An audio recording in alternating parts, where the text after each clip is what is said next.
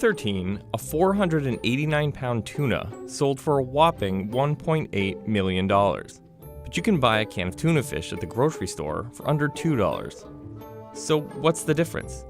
For starters, it's not the same fish. Canned tuna typically comes from albacore. They're small, grow fast, and are abundant for fishing.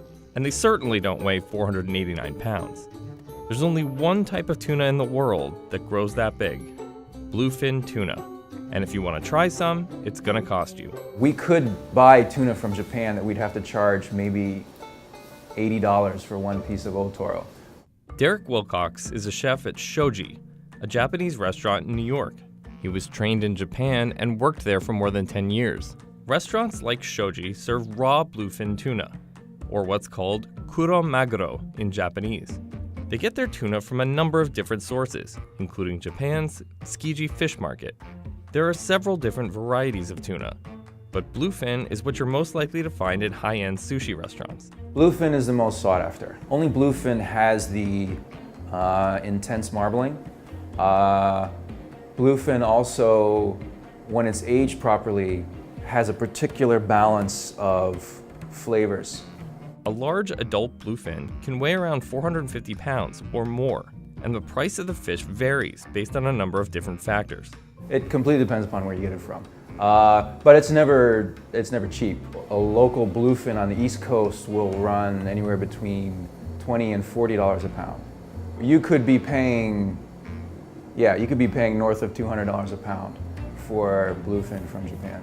According to Wilcox, tuna from Japan is better than American tuna during the peak winter months, while Boston tuna is best during summer and fall. But it's the tuna that comes from Oma in Japan that's widely considered to be some of the best in the world. Peak season Oma tuna will in Japan cost $450 a kilo, which means by the time it gets here it'll cost close to $400 a pound. Besides its superior fat content, another reason fish is more expensive from Japan is that it has further to travel, and it goes through a rather lengthy process before making its way to your plate. There's more hands that it passes through in Japan, which is not necessarily a bad thing. Wilcox says the fish is also handled better in Japan than the US, so there's less damage and more precise cutting. We get like a Boston bluefin, it goes from the fisherman to the distributor to our door. Whereas in Japan, it's going from the fisherman usually to a collective or cooperative, to the government that's running the auction, to a middle wholesaler, to a final wholesaler, to a restaurant or hotel.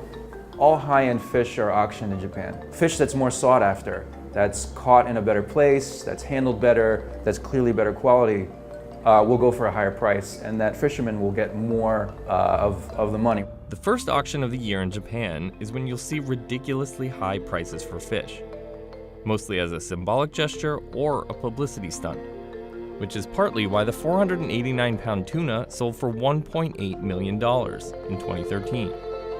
And the first fish of 2018 sold for $323,000. In Japanese culture, that first thing you do all year is the most important. It sets the tone for the whole year. That first tuna of the year always goes for the highest price that any tuna will go for the whole rest of the year. And the different parts of a bluefin tuna also vary drastically in price. If you imagine a tuna as like a torpedo, they'll split it into quarters lengthwise. Cut off the head and the collar, and we will take one of the two belly quarters. Here's what 1/4 looks like when it's delivered. This piece came from Boston and was caught the previous day. Wilcox splits up the meat based on type.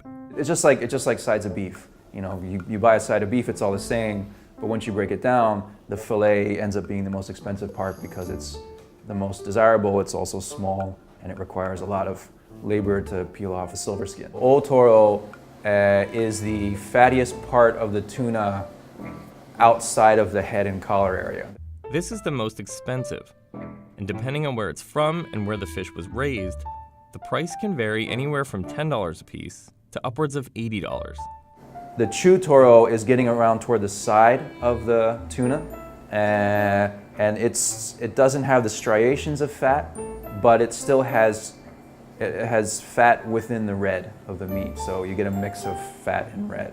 And then akami, which means literally red meat in Japanese, is the leanest part, which you find more towards the center of the tuna, close to the backbone.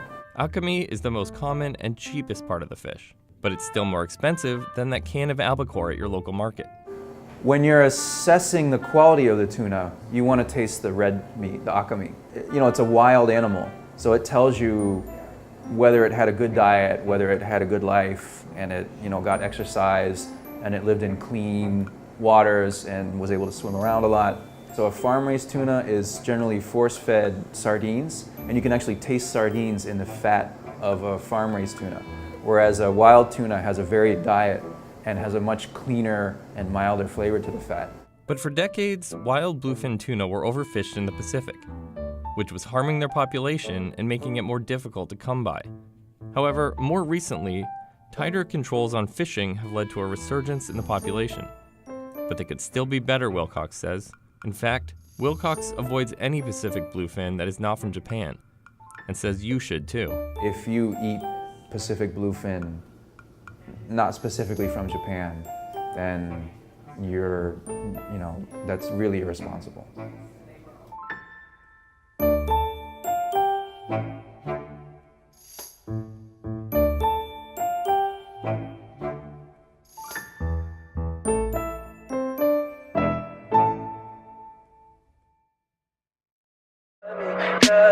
Tell me pretty lies, look me in the face. Tell me that you love me,